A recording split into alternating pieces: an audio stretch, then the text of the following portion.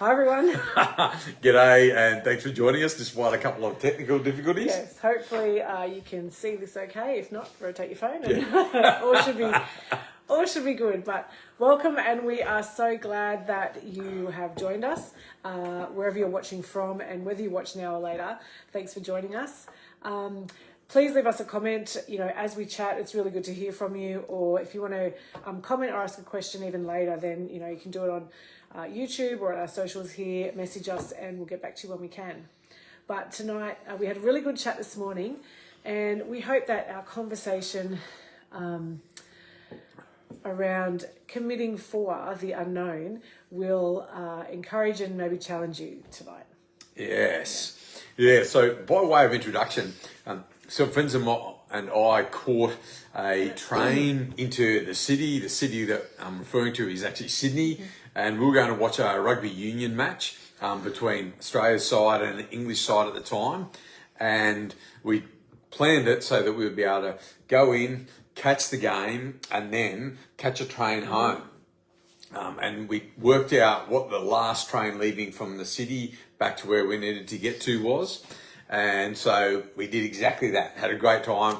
Australia won. Woohoo! And then we jumped on the train, and it was quite early in the morning. And so we all actually nodded off on the train. It was about an hour train trip. And I only realised this when the train kind of jolted to a stop, and I woke up. I was the first one to wake up, and I looked around, I thought, this is us, this is our stop. And so I waked up everyone, I said, quick, this is our stop, we've got to get off here. And so everyone leapt up and dashed out the train, and then the doors closed, and the train took off into the middle of the night.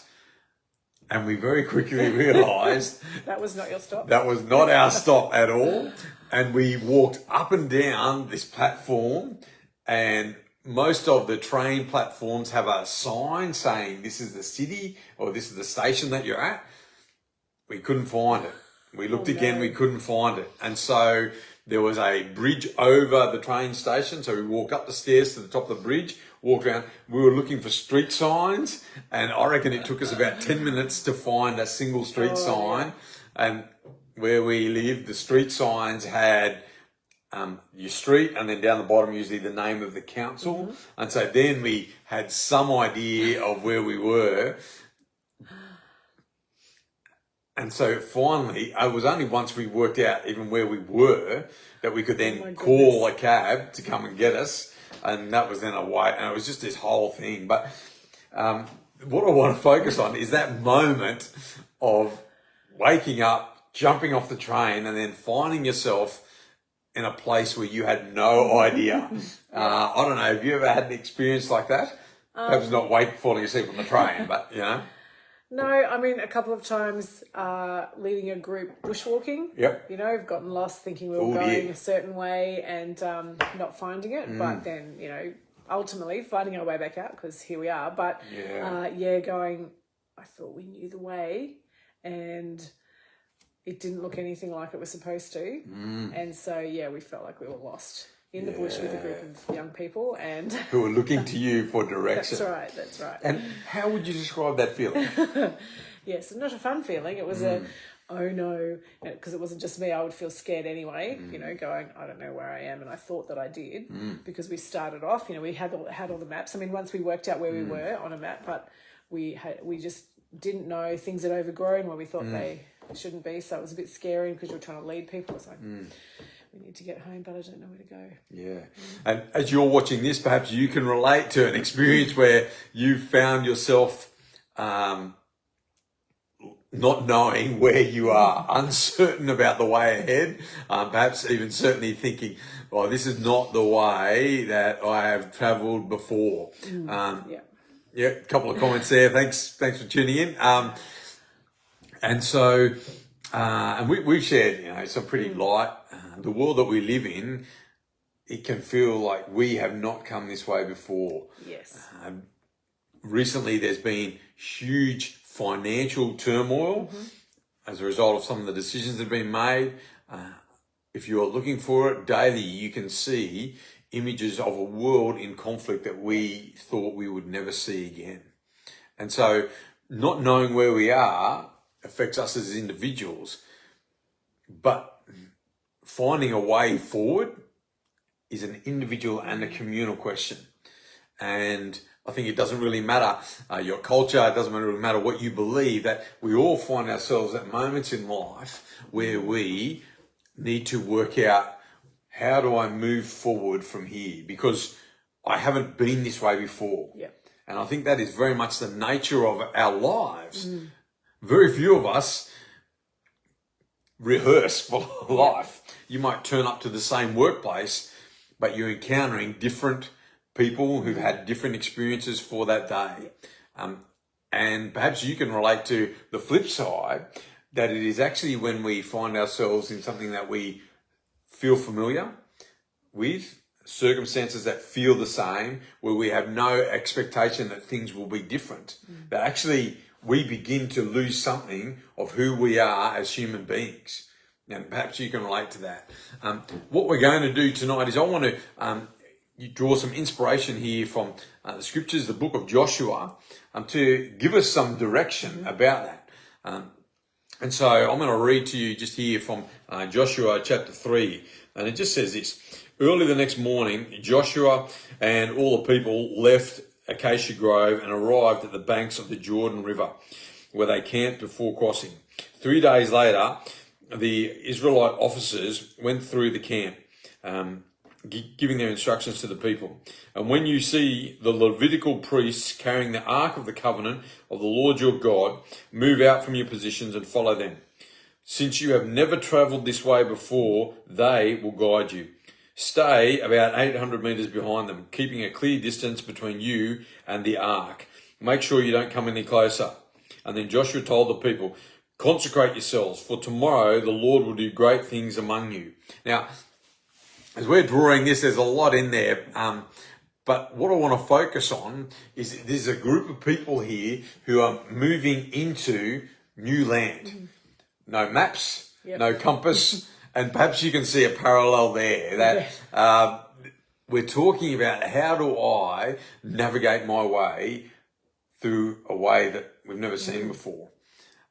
And so you can see the connection. And yet, when we look at this, there is an unknown.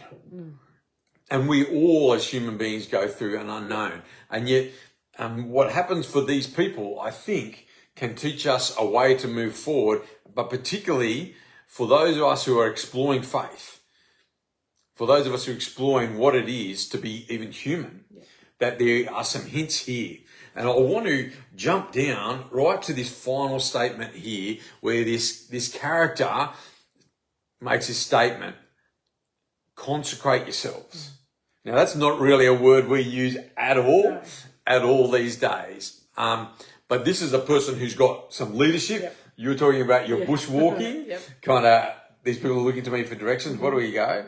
And so this idea, we might use this word, dedicate yourself, to focus entirely on one thing. Now, have you ever had a period in your life when you focused wholly on one thing? I don't know about wholly on one thing, but sometimes if I've been learning something new, it's just that has been the tunnel vision. Oh yeah, what have you been learning? Oh, if it I play a few different instruments, and so I know when I get in the groove, I just want to do that and nothing else. So when I started learning, I would just spend every moment just focused on that one thing. Yeah, to get where I want it to be. Yeah, that's true. That's true. And even perhaps you're a sports player and we've had games, and I've made it to a grand final when I was playing football, and the coach would stand there and say, right, we need to be ready on time. We need to have a quiet night Friday night. Some of the guys in our team were a bit rowdy and had a reputation for not having quiet nights. And we would see for that one game, people would change their behaviour for that one game. And so while there was 80 minutes that we played on the sporting field, the changes went 24 hours before the game, even 48 hours before the game, because they were focused. And again, as we move through our lives, it doesn't really matter what you believe. We are all familiar with the idea of dedicating yourselves, of saying, I'm going to focus on this one thing. And we live in a world where there are lots of people saying, focus on this, focus on that. But what I want to pick up here is that when this character, this leader says, I want you to focus on this one thing, to consecrate yourselves, that there is something different here. Now, this group of people is a group of people that, if you're reading this story, had been chosen. You know, and the story goes that they were chosen when God picked one person out and said, I'm going to make you the father of many nations. There was a decision by the creator of the universe to pick. Now, as we read through the story, we find that decision is actually based not on cultural identity, not on geographic location, but actually an invitation to all humanity to experience connection with the Creator. You know, later on, there's a writer who's writing a letter to a group of people who, again, are exploring faith. And he says these words, that God chose you before the creation of the world to be holy. That word again, dedicated, to be dedicated. And as you're listening to this, as you're watching this, I want you to know that you might not have a sense of greatness on your life. You may not have a sense of purpose on your life. But I want you to know that before you are even aware of it, that you are the result of a divine intention, that you are the result of the creator of the universe making a choice to bring you into existence. Now, that can be exciting, that can be confronting when our existence is challenging. But before you make a choice about what you're going to dedicate yourselves to, I want you to know that someone greater has made a decision and an invitation to you to experience connection. And I hope that you can experience the reality of that, even as you're watching this, the nearness of that God who's watching this. And that's what we're talking about here, is dedication in response to something. And so here, when we see an invitation to a group of people, it's actually a response. And as we're moving through our lives, sometimes we can be blissfully unaware of anything going on in our lives, particularly if you find yourself oppressed right now, if you find yourself under pressure right now, if you find yourself in the midst of challenging circumstances right now, our thinking can become very focused on simply surviving the challenge in front. We recognize that sometimes there are moments like that in our lives. But this invitation is to be something much more, that the current challenge, as these people were saying, they're about to enter into a new place where they have not been before. And yet this leader reminds this group of people there is something bigger than just the challenge in front of us. There is something happening. And there is an invitation here to become aware of something beyond the challenge of our circumstances. And then part of this idea of dedicating or focus is that once we become aware, perhaps even once we are willing to hope that perhaps our life is not entirely chaotic and random, that perhaps there has been a choice in our lives, that then we can orient ourselves towards that. And to simply say, God, I want to focus on you. God, I want to follow you because I can't see the way ahead. I want to follow you because I have not traveled this way before. I don't want to move through this in survival mode. And I think that when we step into that moment, we start to see, things that we have not seen before. that all your life you may have moved through an experience that has had limited awareness of God, and yet this may be a moment where you are going to see things that you have not seen before. One of the experiences that I've had when I've oriented my life to Jesus is that I start to become aware of things in my life that I had previously just moved on past. I like to achieve, and in that achievement process, I can overlook the people that God is calling me to show compassion and kindness to. When you move forward, your eyes will be opened to things that you have not seen before.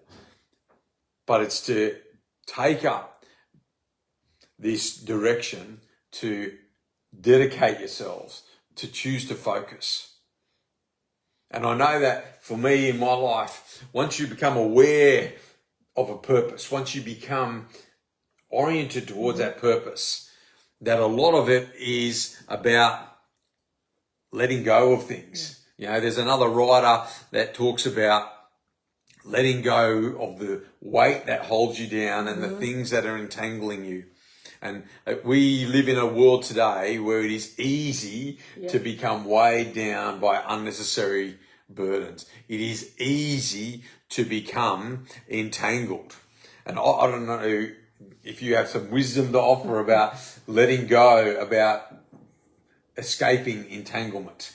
Yeah, I think it's about being intentional with your life, but it's then, you know, there are so many distractions and the things that can often entangle us because they're the things that we are focusing on. But if we fix our eyes on Jesus, then I think other things, it's easier to get them to fall away. And so for me, you know, I pray, I read my Bible, I become aware of what he's saying and what he's doing, and then the other things don't become don't seem as important or as distracting or as binding. And I want you to experience what it means to dedicate yourself. You know, when we talk about this life of faith, we're following the creator of the universe who stepped into the world, and one of the defining moments in that entry into our world is actually the end and then the new beginning of that life, that resurrection. And in this world of distraction, resurrection is not just some philosophical idea, but actually a practice that when we miss the moment, when we become unfocused, the way of Jesus is not simply gritting our teeth and going again, but returning to the one who guides, returning to the one who strengthens, returning to the one who gives purpose. And in that moment, discovering anew what it means to move forward, discovering anew what it means for all of us to move forward and together, discovering fresh what it means for the influence of God to soak in our lives and then seep out into the world. And so if you're wrestling with the question of how do I find a way forward, then I want to encourage you to draw inspiration from these scriptures that we've just read here. And perhaps you are ready to start afresh. Perhaps as this group of people were, you want to see God do great things. And I want to invite you to pray a simple prayer with us right now. And that is simply to say, Jesus, I give you my life. Give me your life. And in that giving of your life, there is a focusing, there is a dedication. There will be a letting go of other things. And you will see things that you have not seen before as you experience the life of the one who gives life to us all. And if that's a decision that you're ready to make right now, pray with us right now. Jesus, I give you my life. Give me your life. Jesus, I give you my life. give me your life. And if you prayed, we'd love to support you in any way we can. Please leave us a comment or DM us. And if you're passing through Southwest Sydney, we'd love for you to join with us around this table with a few friends on a Sunday morning. Thanks for tuning in. God bless. Bye.